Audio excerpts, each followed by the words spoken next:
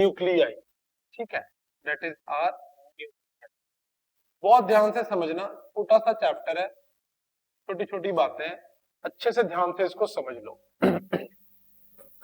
सबसे पहली बात क्या आती है कि न्यूक्लियस का इन्वेंशन कब हुआ बेटा? तो हम सबको पता है न्यूक्लियाई कब इन्वेंट हुआ, बोलो? रदरफोर्ड एक्सपेरिमेंट में। कहा इन्वेंशन हुई इसकी, बोलो बेटा? रदरफोर्ड्स एक्सपेरिमेंट, बोलो यस और नो, है ना? जब रदरफोर्ड ने एक्सपेरिमेंट किया तो उसी समय इसने किसकी इसकी चीजों के बारे में बताया, इसने ऑर्बिटल्स के बारे में भी बताया, और इसने हमें किस चीज के बारे में बताया, न्यूक्लियाई के बारे में बताया। यस और नो? ऑर्बिटल्स के बारे में बताया और किसके बारे में बताया, न्यूक्लियाई के बारे में बताया। तो यहां से हमें सबसे पहले न्यूक्लियस के बारे में पता चल गया कि न्यूक्लियस कोई चीज होती है, ठीक है। लेकिन उस समय तक हमें दो ही तरह के चार्ज पार्टिकल के बारे में पता था। वो कौन कौन सा चार्ज पार्टिकल पता था, बोलो बेटा? Protons and electron. वो कौन कौन सा चार्ज पार्टिकल पता था, बोलो बेटा? Protons and electrons. फिर उसके बाद एक साइंटिस्ट आया, उसका नाम था जेम्स चैडविक। क्या साइंटिस्ट आया, बोलो बेटा? James Chadwick. और जेम्स चैडविक ने सबसे पहले एक नई चीज ढूंढी जिसका क्या नाम रखा गया, बोलो बेटा? न्यूट्रॉन। जो क्या नाम था, न्यूट्रॉन। और न्यूट्रॉन कहां प्रेजेंट था? तो it was present inside the nucleus, present inside the nucleus. ये कहां पे प्रेजेंट होगा, बोलो बेटा? तो it is present inside the nucleus. अब सबसे पहले मन में एक सवाल आया कि जब अपने अंदर में न्यूक्लियस के अंदर में प्रोटॉन्स थे ही प्रेजेंट, क्योंकि न्यूक्लियस को हमने कैसा माना था, पॉजिटिवली चार्ज पार्टिकल। ये कैसे पता चला था? जब भी आपने कोई अल्फा पार्टिकल सेंड करा था तो वो अल्फा पार्टिकल उस यूजुअल पाथ से क्या हो गया था, डिविएट हो गया था। यस और नो? अल्फा पार्टिकल की डेविएशन किस वजह से थी? Due to the positive nature of the nucleus. और इलेक्ट्रॉन कहां पे प्रेजेंट थे? तो electrons were present in the orbitals. बोलो यस और नो? इलेक्ट्रॉन कहां प्रेजेंट थे? ऑर्बिटल्स में। तो ये न्यूट्रॉन का क्या काम? तो neutron plays a important role in the stability of the nucleus. ये क्या करता है, बोलो बेटा? Plays an important role in the stability of the nucleus. It plays an important role in the stability of the nucleus. Neutron nucleus को stable रखने में एक बहुत ही इंपॉर्टेंट रोल प्ले करता है। न्यूट्रॉन बाय प्रोटॉन की जो रेशियो है वो न्यूक्लियस को स्टेबल करने में बहुत इंपॉर्टेंट रोल प्ले करता है। पहले फटाफट इतनी बात नोट डाउन कर लो तेजी से।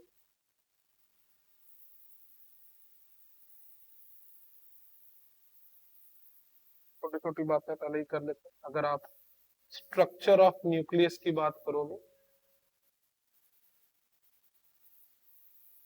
स्ट्रक्चर ऑफ न्यूक्लियस, तो क्या होगा? Protons plus neutrons.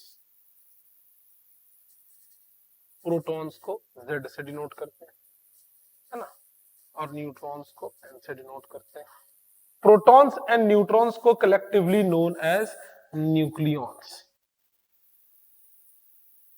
प्रोटॉन्स और न्यूट्रॉन्स को कलेक्टिवली क्या कहते हैं, बोलो बेटा? हम nucleons. What is nucleons? Particle present inside the nucleus. Particle present inside the nucleus. जो पार्टिकल न्यूक्लियस के अंदर में प्रेजेंट है उस पार्टिकल को हम कलेक्टिवली क्या कहते हैं, बोलो बेटा? न्यूक्लियॉन, है ना? उस पार्टिकल को हम क्या कहते हैं? न्यूक्लियॉन, है ना? Particle present inside the nucleus, है ना? These are known as the nucleon, ठीक है।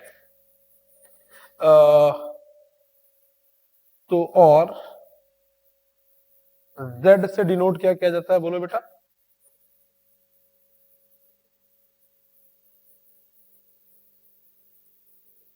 ऑफ प्रोटॉन्स और a माइनस जेड से किसको डिनोट किया जाता है बोलो? Number of neutron. ऐसा क्यों है? किसी एलिमेंट का रिप्रेजेंटेशन कैसे होता है? कोई एक एलिमेंट x है तो इसको हम a z लिखते हैं, और इसको हम कैसे लिख सकते हैं? a ऊपर z ऊपर, ऐसे लिख सकते हैं। a का मतलब क्या होता है बोलो बेटा? What is a? Mass number. और व्हाट इज z? बोलो भाई, इतना भी नहीं पता? हाँ जी, एटॉमिक नंबर। देखो, नंबर ऑफ प्रोटॉन को और हम क्या कहते हैं? Atomic number.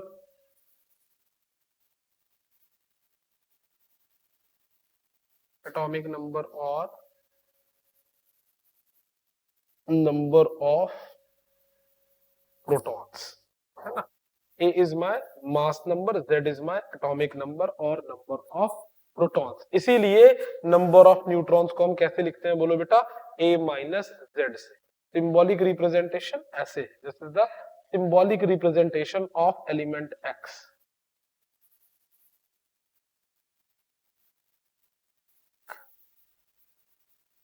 Representation of element X। कोई भी एलिमेंट X है उसको हमने इस तरीके से रिप्रेजेंट।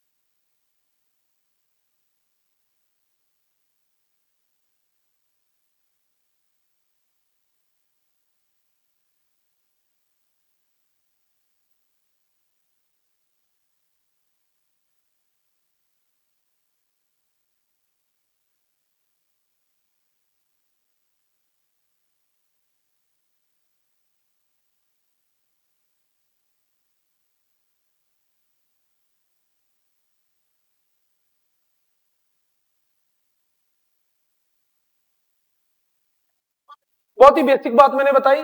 किसी भी एलिमेंट X को कैसे रिप्रेजेंट करेंगे? A Z से।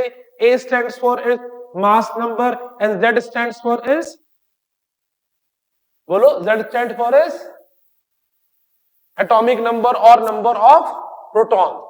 ठीक है ना?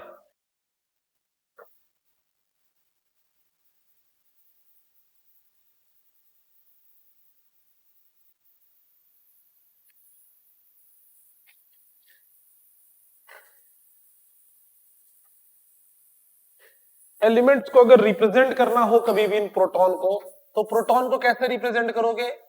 1 1, है ना? न्यूट्रॉन को क्या होता है? ध्यान से देखो बेटा, नीचे जो लिखा हुआ है, it represents the charge. Z represents the charge, है ना? तो न्यूट्रॉन पे चार्ज कितना होता है? 0, मास नंबर। इलेक्ट्रॉन में -1, और, है ना? This is the representation of proton. It is the representation of neutron and it is the representation of electron। फटाफट नोट डाउन कर लो, प्रोटॉन, इलेक्ट्रॉन, न्यूट्रॉन की रिप्रेजेंटेशन।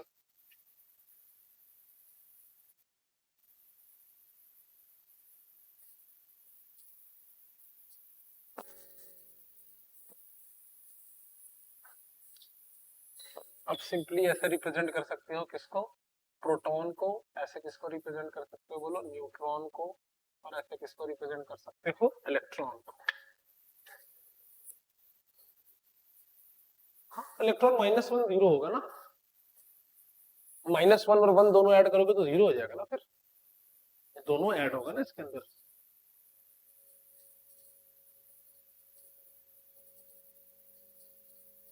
ठीक है, बहुत पूरी तरह से क्लियर है। नेक्स्ट लिखो, नेक्स्ट लिखो, types of elements, types of elements on the basis of nuclear groups, on the basis of nuclear groups, types of elements on the basis of nuclear groups. पहला आइसोटोप्स। कौन होता है isotopes, बोलो बेटा। Isotopes कौन होता है? Same atomic number, different mass number. तो सिंपल लिखो, एटॉमिक आइसोटोप्स में लिखो सेम जेड डिफरेंट ए। सिंपल, सेम जेड डिफरेंट ए, है ना। जेड मैंने बता दिया, Z stands for your atomic number and A stands for your mass number. तो सेम जेड डिफरेंट ए, आइसोटोप्स सेम जेड डिफरेंट ए। Next लिखो isobars. Isobars same a different Z. Isobar same a different Z. Isobar same a different Z. Isotones same A minus Z, same number of neutron. Isotones same A minus Z. Isotones, tone isotones, उसका same number of neutrons होता है। Isotone में क्या होता है? Same number of neutrons. तो क्या बोलेंगे? सेम ए माइनस जेड। ठीक है, नेक्स्ट लिखो size of nucleus. Size of nucleus. अब देखो बहुत सारे एक्सपेरिमेंट्स है, ये एक्सपेरिमेंटली वैल्यू फाइंड की गई है। ये एक्सपेरिमेंटली वैल्यू फाइंड की गई कि जो वॉल्यूम ऑफ न्यूक्लियस होता है, लिखना मत, मैं लिखवाऊंगा इसको। जो वॉल्यूम ऑफ न्यूक्लियस होता है it is directly proportional to A. Volume of nucleus is directly proportional to A. मतलब किसी भी न्यूक्लियस का मास नंबर जितना ज्यादा होगा, उस न्यूक्लियस का वॉल्यूम भी उतना ही ज्यादा होगा। क्या मेरी बात समझ में आ रही है? जिस न्यूक्लियस का मास नंबर जितना ज्यादा होगा उस न्यूक्लियस का वॉल्यूम भी उतना ही ज्यादा होगा। तो वॉल्यूम कैसे लिख सकते हो? हमें पता है कि न्यूक्लियस कैसी शेप का है, बोलो बेटा, स्फेरिकल। तो we can write it as 4/3 pi r cube is proportional to A. बोलो यस और नो, लिख सकते हैं। प्रोपोर्शनलिटी हटाओगे कांस्टेंट आएगा, it is 4/3 pi r cube proportional is equal to r nought times A, where r nought is imperial constant. पहले इतनी बात नोट डाउन कर लो।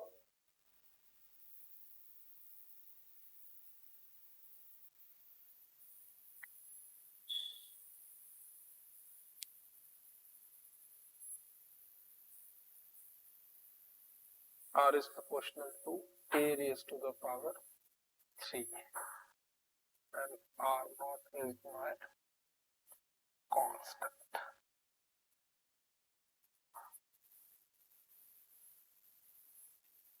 और इसको Fermi constant, Fermi constant.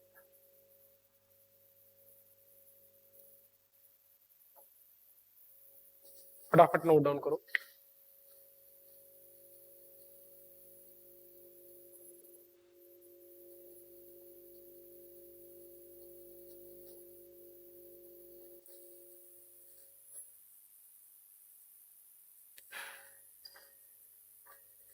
Are naught की जो वैल्यू होती है ये होती है 1.2 into 10 raise to the power -50 metre. Note down कर लो फटाफट।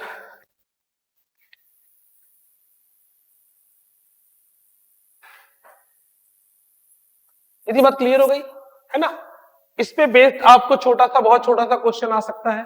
इसके बाद अब एक बहुत इंपॉर्टेंट चीज सीखो, एक इंपॉर्टेंट बात पहले सीखो, फिर इसको नोट डाउन करो। रब कर दूं, रब कर दूं। अब आप बात करते हैं हम स्टेबिलिटी ऑफ न्यूक्लियस के बारे में। इसको थोड़ा समझना ध्यान से बेटा, पहले समझो। यहां से एक नई तरह की फोर्स आने वाली है, तो we will discuss about the stability of the nucleus. We will discuss about the stability of the nucleus. We will discuss about the stability of the nucleus. Please concentrate. अगर आप न्यूक्लियस को देखोगे तो nucleus के अंदर में कौन present है? बहुत सारे प्रोटॉन्स, साथ में बीच में और कौन प्रेजेंट है? लेकिन साथ में बहुत सारे प्रोटॉन्स। प्रोटॉन के ऊपर चार्ज कैसा है, बोलो बेटा? प्रोटॉन के ऊपर चार्ज कैसा है? पॉजिटिव। और न्यूट्रॉन के ऊपर कैसा चार्ज है? कोई भी चार्ज नहीं है। तो बिकॉज प्रोटॉन के ऊपर पॉजिटिव चार्ज है, तो प्रोटॉन और प्रोटॉन के बीच में क्या लग रहा होगा? रिपल्सिव फोर्स, है ना? तो अगर आप न्यूक्लियस के अंदर में देखोगे फोर्सेस इनसाइड द न्यूक्लियस, अगर फोर्सेस इनसाइड द न्यूक्लियस की बात करो तो आपको क्या फोर्सेस दिखता है? बोलो बेटा। पहली फोर्स कौन सी दिखती है आपको? Electrostatic force. बोलो यस और नो। पहली फोर्स आपको कौन सी दिखती है? बोलो बेटा। Electrostatic force. और इलेक्ट्रोस्टैटिक फोर्स का नेचर कैसा है? अट्रैक्टिव की रिपल्सिव? यहां पर रिपल्सिव। क्यों? Like charges repel each other. तो प्रोटॉन प्रोटॉन को क्या कर रहा होगा? रिपेल कर रहा होगा। बहुत स्ट्रांगली रिपेल कर रहा होगा कि लाइटली रिपेल कर रहा होगा? बहुत स्ट्रांगली रिपेल कर रहा होगा। तो प्रोटॉन, क्योंकि डिस्टेंस बहुत कम है, सारा प्रोटॉन यहां इकट्ठा है, तो इसके हिसाब से न्यूक्लियस को तो यहां पर इकट्ठा रहना ही नहीं चाहिए था। क्या मेरी बात समझ में आ रही है? इसके हिसाब से तो न्यूक्लियस को यहां पर तो इकट्ठा रहना ही नहीं चाहिए था। क्यों नहीं रहना चाहिए था बताओ बेटा? क्योंकि प्रोटॉन और प्रोटॉन के बीच में कैसी फोर्स है? रिपल्सिव फोर्स है। कैसे रिपल्सिव? बहुत हाई रिपल्सिव फोर्स है। इसका मतलब क्या हुआ कि न्यूक्लियस के अंदर में एक और फोर्स होगी जो इन सारे प्रोटॉन्स को क्या करके रखी होगी? इकट्ठा करके रखी होगी, और उस फोर्स को हम कहते हैं न्यूक्लियर फोर्स। कौन सी फोर्स कहते हैं? बोलो बेटा। Nuclear force. यहां पे इलेक्ट्रोस्टैटिक फोर्स किसके किसके बीच में लग रही है? Proton and proton. और नेचर ऑफ फोर्स कैसा है इसका? बोलो बेटा। रिपल्सिव। नेचर ऑफ फोर्स कैसा है इसका? रिपल्सिव। न्यूक्लियर फोर्स किसके बीच में लगती है? All the particles of nucleus. All the particles of nucleus, जिसको हम इकट्ठे क्या कहते हैं? बोलो बेटा। न्यूक्लियॉन्स।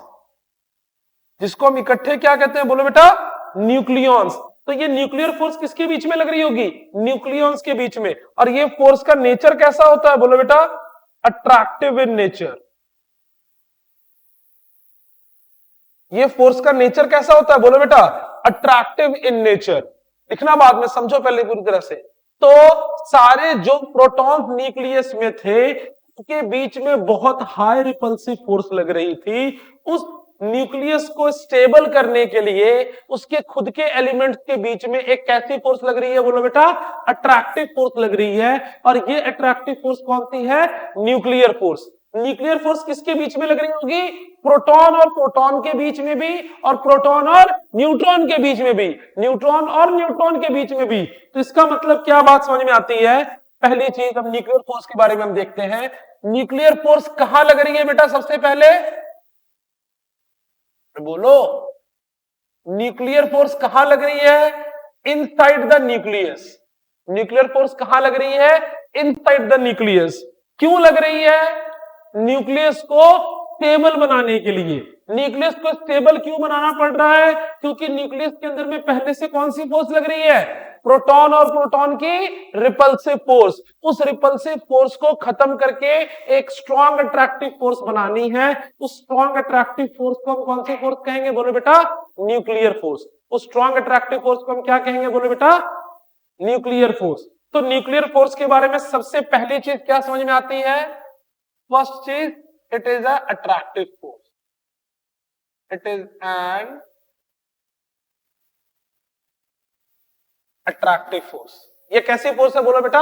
Attractive force. दूसरी चीज के बारे में क्या है? बोलो बेटा। ये अट्रैक्टिव फोर्स है।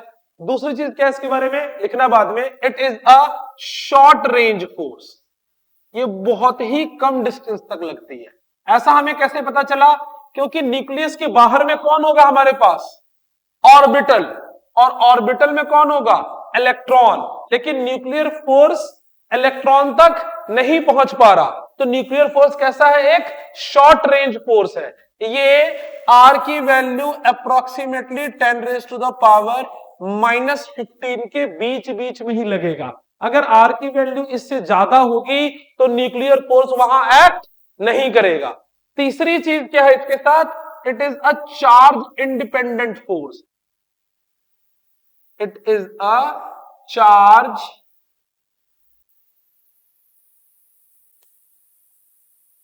Independent force. इसका मतलब क्या है, न्यूक्लियर फोर्स को इस चीज से कोई भी लेना देना नहीं है कि उसके ऊपर क्या चार्ज है।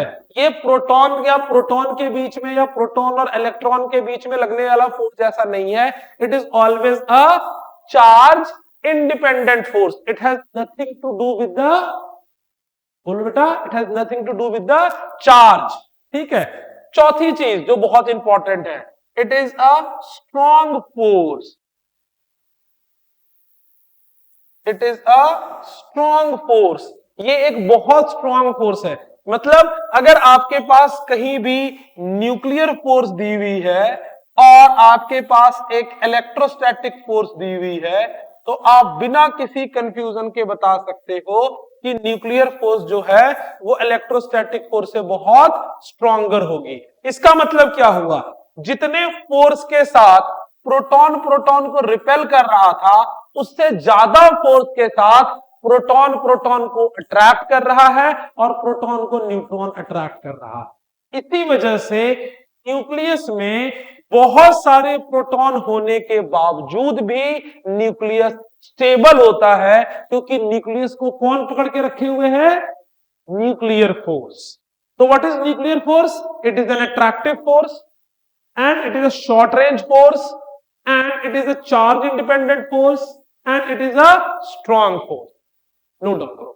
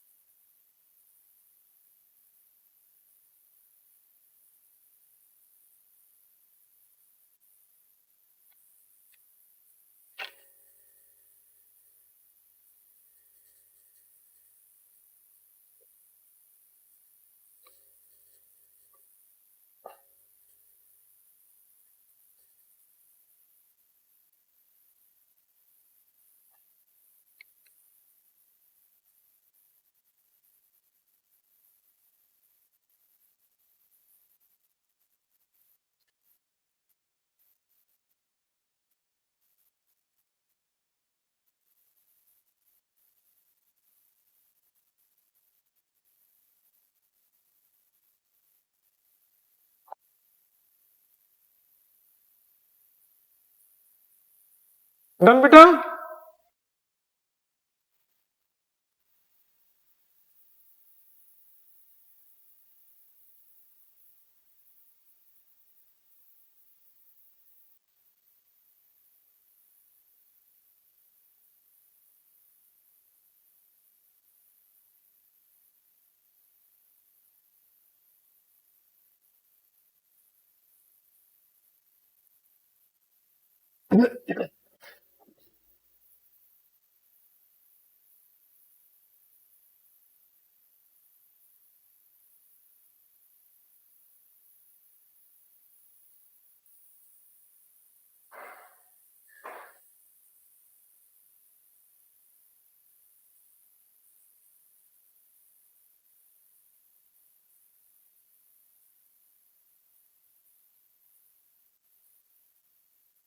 डन बेटा, लिखो आप।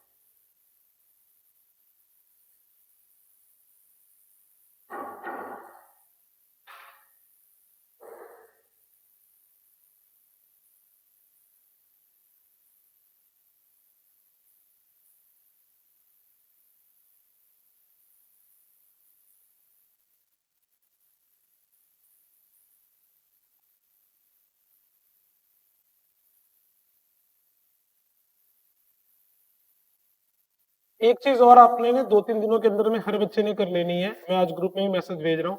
सबको मेरी आवाज आ रही है? वरना भी मेरी आवाज आपको भी आ रही है? ऑनलाइन बैठे बच्चों, आपको आवाज आ रही है मेरी?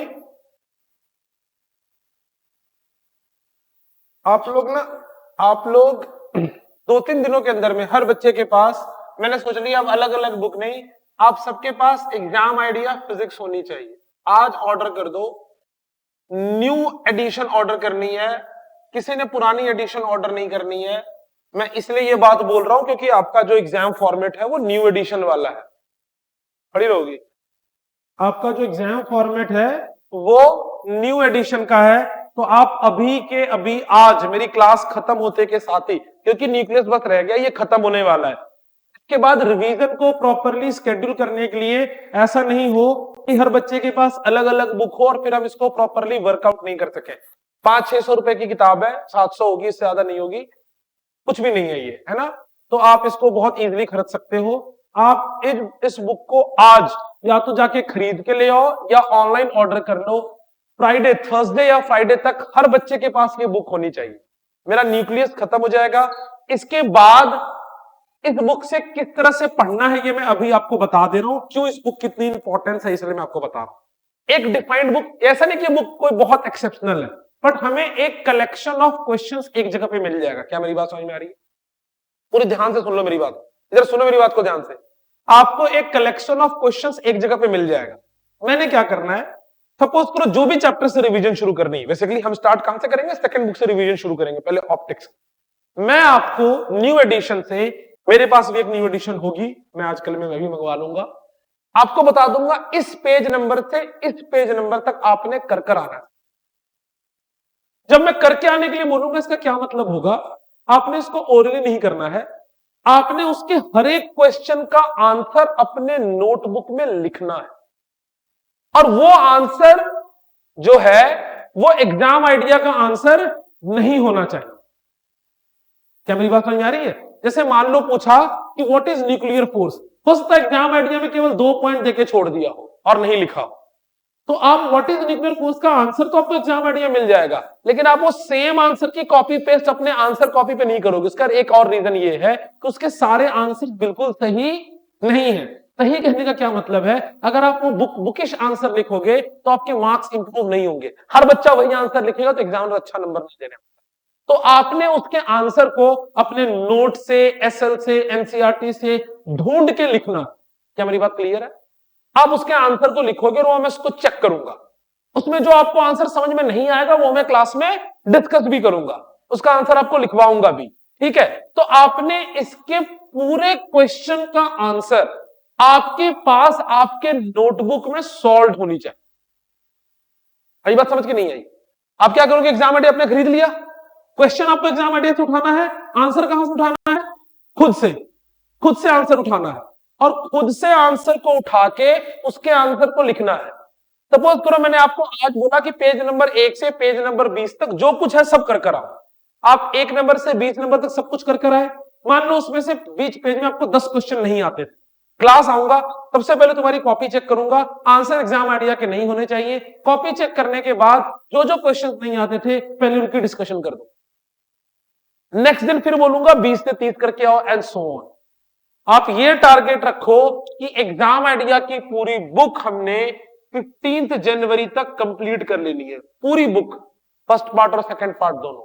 अगर तुमने ऐसा अच्छे से कंप्लीट कर लिया जैसा मैं बता रहा हूं वैसा, और करना पड़ेगा, कर लिया नहीं है करना पड़ेगा, नहीं करोगे तो ठुकोगे, धोऊंगा फिर उसके बाद। अगर नहीं करके आओगे मेरे डंडा मिला के सेंध देना है पूरी तरह। तुमने इसके आंसर को नोट्स के हिसाब से बुक से ढूंढ के लिखना ही लिखना है। एक से तुम्हारी 3 चीजों का फायदा होगा, मैं बता रहा हूं। पहला, आपका रिटन प्रैक्टिस होगा। दूसरा, आपको आंसर लिखना आ जाएगा। तीसरा, आपको हर तरह के क्वेश्चन का आइडिया हो जाएगा, 1 मार्क का भी, 2 मार्क का भी, असर्शन रीजन का भी, ये वो हर तरह के क्वेश्चन। इसलिए मैंने बोला न्यू एडिशन लेनी है, क्योंकि पुरानी एडिशन में हो सकता है केस स्टडी बेस्ड क्वेश्चन ना हो, असर्शन रीजन क्वेश्चंस ना हो, एमसीक्यू ना हो, या फॉर्मेट कुछ और हो। इसलिए आपने न्यू फॉर्मेट की ही बुक लेनी है, और फ्राइडे इज द डेडलाइन। मैंने बहुत समय दिया है। आज मंडे है, ट्यूसडे, वेडनेसडे, थर्सडे, 3 दिन है। आप ऑनलाइन मंगाओ, ऑफलाइन मंगाओ, जैसे लेकर आना है लेकर आओ। फ्राइडे से हर किसी के पास क्लास में ये न्यू एडिशन की बुक हर हाल में होनी चाहिए। क्या मेरी बात क्लियर है? सुन गया भाई सबको? ऑनलाइन वाले लोग? तो ये आपके पास हर हाल में बुक होनी चाहिए, ठीक है? ओके, लिखो, नोट करके लिखो। For the stability of nucleus, for the stability of nucleus, the electrostatic force between the protons, for the stability of nucleus, the electrostatic force between the protons must be balanced by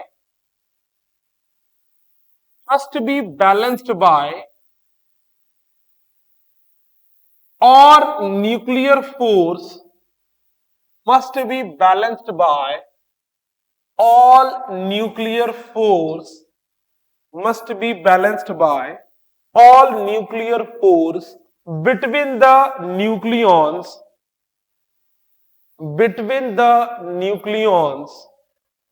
है ना, all nuclear force between the nucleons due to strong nuclear force.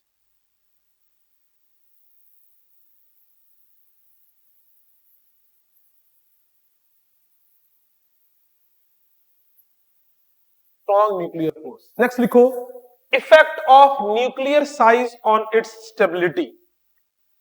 Effect of nuclear size on its stability. Effect of nuclear size on its stability. मैं क्या बात कह रहा हूं, बोलो बेटा, कि न्यूक्लियर साइज कैसे स्टेबिलिटी पे इफेक्ट करेगा। अब मेरी बात सुनना यहां बहुत ध्यान, ये मेरी बात सुनना बहुत ध्यान। मान लो कोई न्यूक्लियस थोड़ा बड़ा है, काफी बड़ा न्यूक्लियस है, प्लीज कॉन्सेंट्रेट, और यहां पे मान लो कोई एक प्रोटॉन है और इसके आसपास में भी कई प्रोटॉन्स होंगे और साथ में यहां पर इसके कई क्या होंगे, बोलो बेटा, न्यूट्रॉन्स होंगे। बोलो मेरी बात समझ में आ रही है? अब क्या हो रहा होगा, बोलो बेटा, प्रोटॉन प्रोटॉन को क्या कर रहा होगा, रिपेल कर रहा होगा, प्रोटॉन प्रोटॉन को रिपेल कर रहा होगा। कौन से फोर्स से, बोलो बेटा, इलेक्ट्रोस्टैटिक फोर्स से। लेकिन बिकॉज का साइज बड़ा है तो प्रोटॉन और प्रोटॉन के बीच में अट्रैक्टिव फोर्स क्या हो गया, वीक हो गया। क्यों? क्योंकि न्यूक्लियर फोर्स है तो बहुत स्ट्रॉन्ग, लेकिन न्यूक्लियर फोर्स कहां लगता है, बहुत थोड़े डिस्टेंस तक। तो अगर न्यूक्लियस का साइज बहुत बड़ा हो गया, अगर न्यूक्लियस का साइज बहुत बड़ा हो गया तो न्यूक्लियर फोर्स इलेक्ट्रोस्टैटिक फोर्स के दूर तक नहीं पहुंच पाएगा। उससे क्या होगा, न्यूक्लियर फोर्स इलेक्ट्रोस्टैटिक फोर्स तक नहीं पहुंच पाएगा तो उसकी स्टेबिलिटी मेंटेन नहीं हो पाएगी। लिखो, लिखो, as electrostatic force is a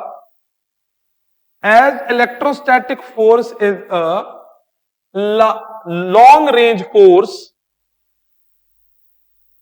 all proton in the nucleus repel each other, all proton in the nucleus repel each other।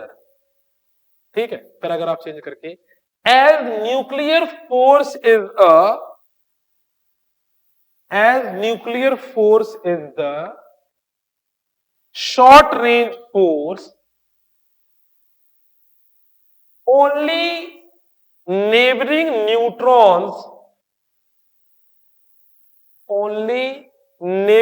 neutrons contribute in the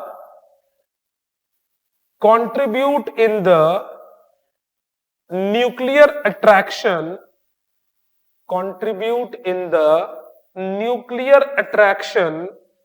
for stability, contribute in the nuclear attraction for stability। Conclusion लिखो, conclusion. So for stability of large size, or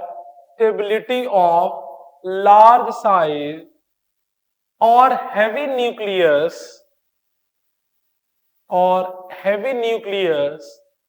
number of neutrons should be greater than number of proton. Number of neutrons should be greater than number of protons. समझना, दोबारा इस diagram को समझना, मैं आपको समझा रहा हूं, ध्यान से समझना इसको। मान लो, सबका ध्यान बोर्ड की तरफ हो, मान लो ये एक न्यूक्लियस है, यहां एक प्रोटॉन है, इसके आसपास में कुछ और प्रोटॉन्स होंगे। प्रोटॉन प्रोटॉन के बीच में क्या लगना शुरू होगा? रिपल्शन। तो ये प्रोटॉन इसके पास नहीं रहा, ये सारे प्रोटॉन अब कहां पहुंच गए हैं? दूर। ये प्रोटॉन पास क्यों नहीं जा पा रहा? क्योंकि बड़ा होने की वजह से इतनी दूर तक न्यूक्लियर फोर्स नहीं लग रहा है। ये प्रोटॉन इसको क्या कर रहा है? रिपेल। ये प्रोटॉन भी क्या कर रहा है? रिपेल। और ये प्रोटॉन क्या कर रहा है? रिपेल। तो इसकी जो नेट रिपल्शन फोर्स है उसको कौन बैलेंस कर रहा होगा? न्यूट्रॉन्स। जो आसपास में क्या होगा? न्यूट्रॉन्स। तो अगर न्यूट्रॉन बहुत ज्यादा होगा तभी आसपास का ज्यादा न्यूट्रॉन इसको क्या कर पाएगा? बैलेंस। तो अगर तुम्हारे पास एक हैवी न्यूक्लियस है, कौन है बोलो बेटा? एक हैवी न्यूक्लियस, तो फॉर इट्स स्टेबिलिटी, इसकी स्टेबिलिटी के लिए क्या होना चाहिए बोलो बेटा? Number of neutrons should be greater than बोलो बेटा नंबर ऑफ प्रोटॉन्स। इसकी स्टेबिलिटी के लिए number of neutrons number of proton से क्या होना चाहिए? ज्यादा होना चाहिए। नहीं, ये किसने बता दिया तुम्हें? ये कहां पढ़ लिया तुम? किस टेबल में पढ़ा हुआ है? ऐसा है ही नहीं। नहीं, कुछ के हैं, सबके थोड़े ही है। तो हाइड्रोजन हीलियम कौन सा बड़ा न्यूक्लियस है? वो तो छोटा न्यूक्लियस है ना। हाइड्रोजन हीलियम तो बहुत ही छोटा न्यूक्लियस है। तो हैवी न्यूक्लियस अगर उसकी स्टेबिलिटी होगी तो वहां क्या होगा बोलो बेटा? Number of neutrons is greater number of proton, है ना। इसका मतलब और आप सिंपल शब्दों में क्या कह सकते हो कि न्यूट्रॉन अपॉन प्रोटॉन की ratio should be greater than 1। ये हम किसकी बात कर रहे हैं बोलो बेटा? हैवी न्यूक्लियस की, है ना। तो हमने न्यूक्लियस साइज में किसकी बात की पहले बेटा बोलो? हैवी न्यूक्लियस की और लार्जर न्यूक्लियस, और लार्जर न्यूक्लियस। नोट डाउन करो फटाफट।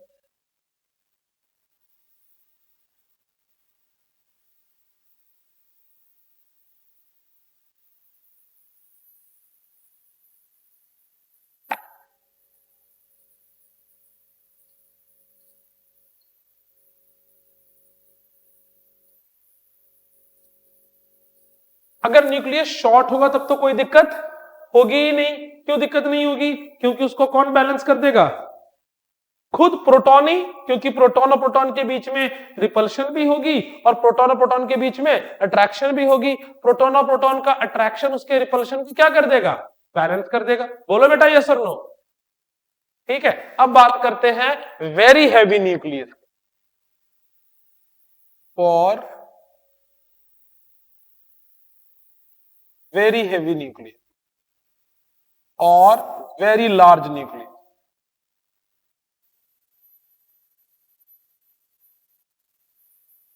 अगर बहुत हैवी न्यूक्लियस या बहुत लार्ज न्यूक्लियस है उस कंडीशन में क्या होगा बोलो बेटा? उस कंडीशन में क्या होगा? जितने भी नंबर ऑफ प्रोटॉन्स हैं, न्यूट्रॉन्स हैं, वो कभी भी उसको बैलेंस नहीं कर पाएगा, क्योंकि वो साइज अब इतना बड़ा है कि वो उसको इनकाउंटर नहीं कर पाएगा और वो न्यूक्लियस स्टेबल नहीं रहेगा। तो लिखो, in heavy nucleus due to large size, in heavy nucleus due to large size, balancing of forces cannot be achieved.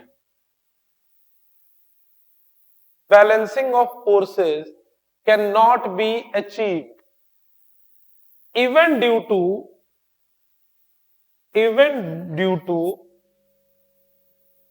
presence of extra neutrons. Even due to presence of extra neutrons. such nuclei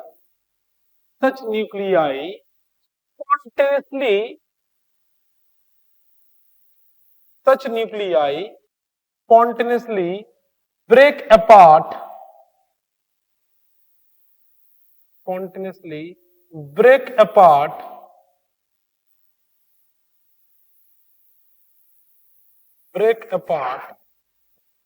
or such nuclei spontaneously break apart or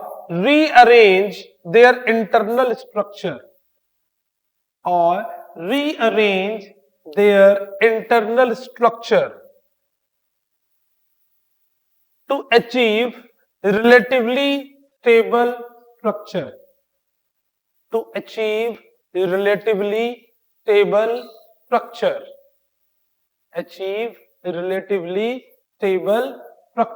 ये क्या जरा समझो, अगर अब ये nucleus stable नहीं है, if it is not stable, अब ये अगर स्टेबल नहीं है, क्यों स्टेबल नहीं है?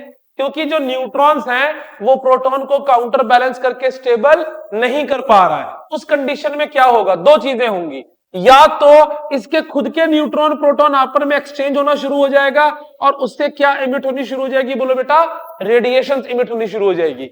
इस रेडिएशन के इमिशन को हम क्या कहते हैं? Radio activity. इसको हम क्या कहते हैं? बोलो बेटा, रेडियो एक्टिविटी। क्या होगा? ये खुद का अनस्टेबल होके अपने से क्या इमिट करना शुरू कर जाएगा? बोलो, radiation, alpha beta gamma radiation emit करना शुरू कर जाएगा और उन इमिटिंग रेडिएशन से ही अपने आप को स्टेबल करेगा। या तो ये तरीका हो, दूसरा क्या होगा? या तो फिर ये टूट जाए, और टूटने के प्रोसेस को क्या कहते हैं? Nuclear fission. क्या कहते हैं टूटने के प्रोसेस को? Nuclear fission. क्या होगा? ये अपनी स्टेबिलिटी को अचीव करने के लिए या तो न्यूक्लियस, वो हैवी न्यूक्लियस, दो स्मॉलर न्यूक्लियस में टूट जाएगा, and this process is called nuclear fission, या फिर वो खुद से अपने एलिमेंट्स को रीअरेंज करके अपने अंदर से क्या शुरू कर देगा? Radiations, which is called radio activity. क्या मेरी बात क्लियर है? तो लिखो next point, nuclear binding energy.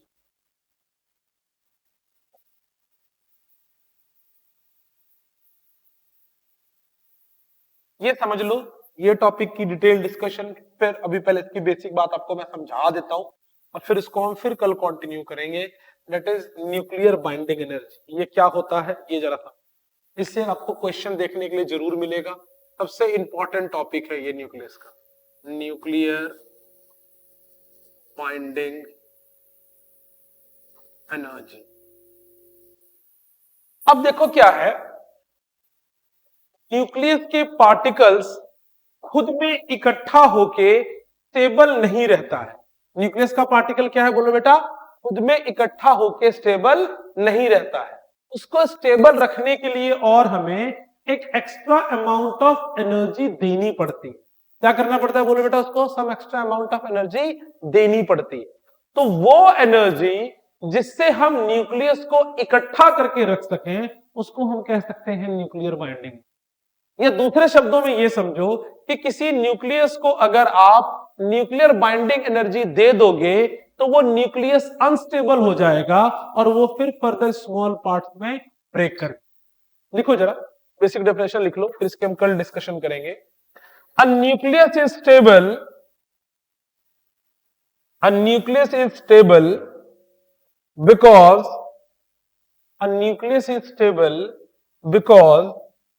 strong nuclear forces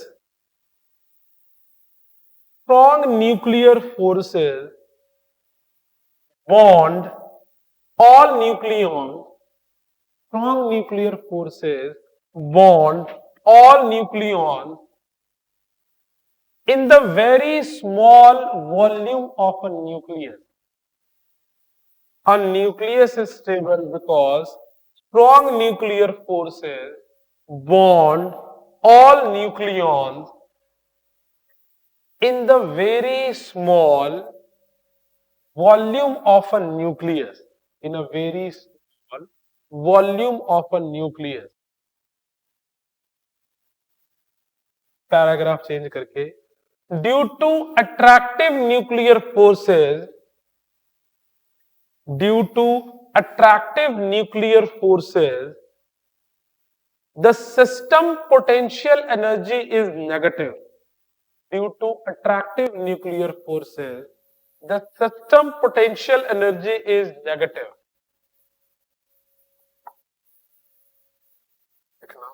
The total energy required, the total energy required to be supplied, the total energy required to be supplied to a nucleus, to break it apart,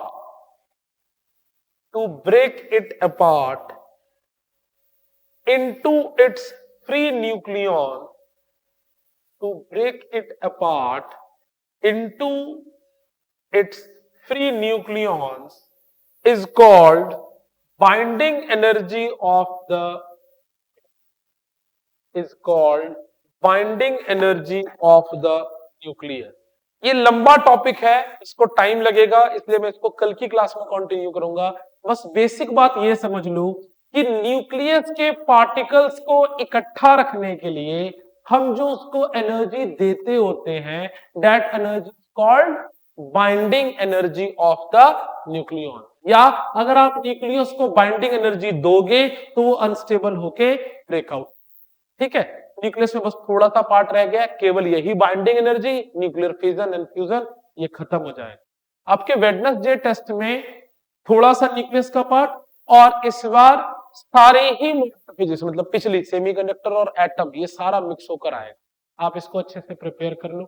आपने back side last class में Saturday को आप बिना दिखाए भाग गए थे, मुझे निकाल के चेक करो आपकी बैक साइज कंप्लीट हुई है कि नहीं हुई है, क्योंकि आप लोग होमवर्क करके नहीं आए थे बैक साइज। मैंने बहुत पहले आपको एटम्स की बैक साइज दी हुई, निकालो, खत्म करो। अगर निकाल के एक बार पहले चेक करो।